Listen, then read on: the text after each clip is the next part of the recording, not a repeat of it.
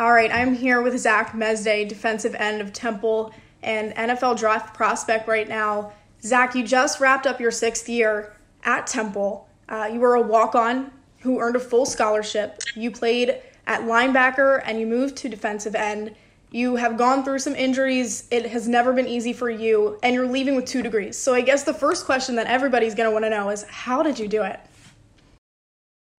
Just put my head down and get to work. I mean, I knew my parents invested a lot into this, and I knew if I ever gave up on it, I wouldn't be giving up myself. I'd be giving up on my parents and basically just smack in the face for them. The amount of money they put into it, the amount of traveling they did to help me get to where I am. If I just didn't do it for them, if it wasn't just for me, then I probably would never have done it for anybody.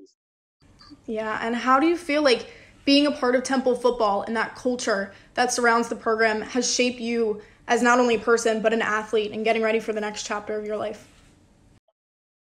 Just not even football-wise, just being around the type of dudes that the coaches in the Temple it's a different kind of person you got to be able to survive in like the culture. Not saying it's a negative thing. It's very tough.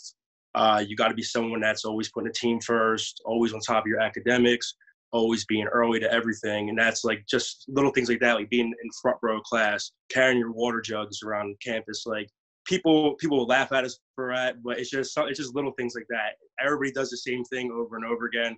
It just builds a team. It builds a really good culture. And I feel like the last 10 or so years, that's why Temple's been so successful.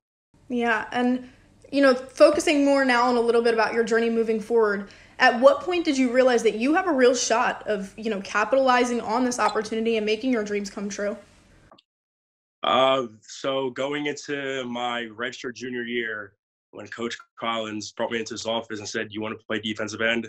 That's when I knew they knew what I was capable of. Because if it wasn't for that, he would just put me at linebacker and it's like, all right, just stay at the bottom of the depth chart. But he saw that I was able to produce, and I saw that I was able to help the team out, regardless of where I played. So the fact that he was able to see that in me and give me an opportunity, that's when I knew that I had a legitimate shot at taking it to the next level. And, what's it like having mentors? Like, I know you've been through a round of coaching staff, but being around your teammates and being around all these different coaching staffs, what has it been like to have them as kind of a support system in getting ready for this process? It's just the fact that regardless of who's the head coach of the team, what kind of staff we bring in, Temple always attracts the same type of player. So regardless of who's coaching, you're going to get the same group of guys on the team. So when I came in, as guys like Ty Matakevich, Deion Dawkins, PJ Walker, all guys like those, like they helped solidify the foundation of the team. And ever since then, it was just our goal to basically just keep us to the same standard, regardless of what happened to us, regardless of what we were going through, either on the field or off the field. Just the fact that if we kept that culture alive and kept that base going, that once we're gone, the younger dude's going to take it off our shoulders, and it's going to continue to rise and rise and rise until Temple's at the pinnacle of college football. Yeah, and so, you've done your part in contributing to this culture, and for the past 6 years, you've put in that work on and off the field. But now, thinking about just a couple weeks ago, what did it feel like to know that you've done all that and then for Pro Day to get canceled? It was like, if it was in January and it happened, it would have been, all right, whatever, everybody's going through this. But the fact that it was, I think, like 68 hours before I was supposed to have my Pro Day, it was really tough on me, especially because I'm a guy that needs to be in front of scouts because, my film is good, but it's just the fact that they see me as an undersized guy. They may not look as fast as I actually am on film as I am as you actually see me in person. But, it's just another thing. I've overcome every obstacle so far, and, it's just another thing in the way that I'll overcome. Yeah, and you overcame it by doing your own Pro Day, which is a pretty unique way to approach it. So, I got to ask, what was that like for you, and how did you approach that?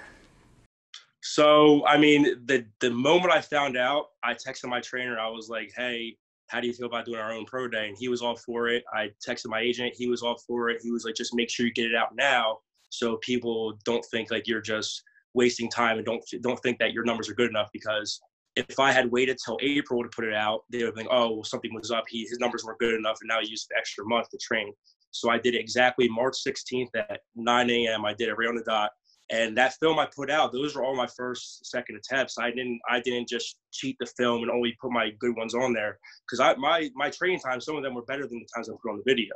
So I mean, I could have cheated it, but I mean, I feel like me just showing my actual times and me going through what it would have been like and just being truthful and honest about it, when the time comes and I actually get a chance, the team, to show off what I can do, those times will be very similar, and they're going to be like, okay, well, this guy's the real deal. He's legit. He's not faking anything. And I just think that me just putting that film out there is just showing that regardless of the circumstance, I'm still going to give you 100%.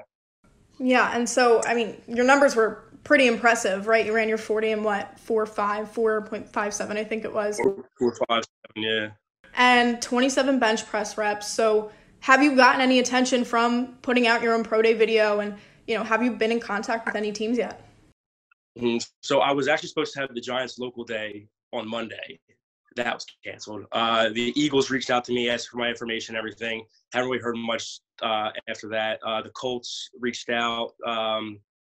Actually, one of our former teammates, Todd Jones, he's a scout for the Texans, and he was giving me some advice, saying they were watching my film and everything. I mean, I've heard all positive feedback. It's just the fact that I need to get in front of a coaching staff, get in front of some scouts, and show what I can do in person, because there's thousands of other guys that can show what I can do on camera, because everybody can make everything look good on camera. So when I actually get a chance to show them in person, I feel like it's going to be a really good opportunity. Yeah, and I got to ask more on the personal side of things. How is your family? We talked about them a little bit earlier, but how have they been supporting you through all of this? Well, they took the pro day harder than me, because I knew at the end of the day, like, it is what it is. It would be one thing if it was just my pro day got canceled and nothing else. But the fact that I think it was like 70% of pro days got canceled. I mean, there's a lot of other kids in the same shoes that come from, a lot worse backgrounds than mine. So, their opportunity might be even smaller than mine. They might need the opportunity more than I do. But there's always someone that has it worse than you. And they're always telling me every day, just like, look, like, regardless if you get your shot or not, like, you're gonna ride us out to the end. You're just gonna keep working hard, and we'll just see where it takes you. And it wouldn't be the first time for you to have to prove something. Coming back from 2 injuries like you did, that's pretty impressive in itself. And do you kind of think maybe that teams can look at that and you can use it as an advantage to say, hey, I overcame this and I played the best I ever did in my college career after that? Have you ever thought of it that way? Well, yeah, because I've actually been suggested by some people not to bring up my injuries unless they brought it up to me. But I feel like that's something that helps me stand out, because I was a walk-on. I was paying my way through school. I was working night shift. I was going home in the summers to work at construction, doing all this stuff just so I could pay my rent, just so I can, like, I was missing workouts just so I could pay my rent. And I just feel like, just so me overcoming all that stuff, me just throwing, okay, I had 2 knee injuries and I came back even stronger. I'm going to practice through anything. I'm going to, like, regardless if I'm hurt, if I can go out there, I'm going to go out there. And I think there's a lot of guys out there that aren't willing to, if they're hurt, they're just there for the paycheck. Okay, put me on IR, put me on whatever it's called. But it's just the fact that regardless of how tired I am, what injury I'm going through, like, I'll play through an injury and I'll play whatever you need to. So that's just something that helps me stick out.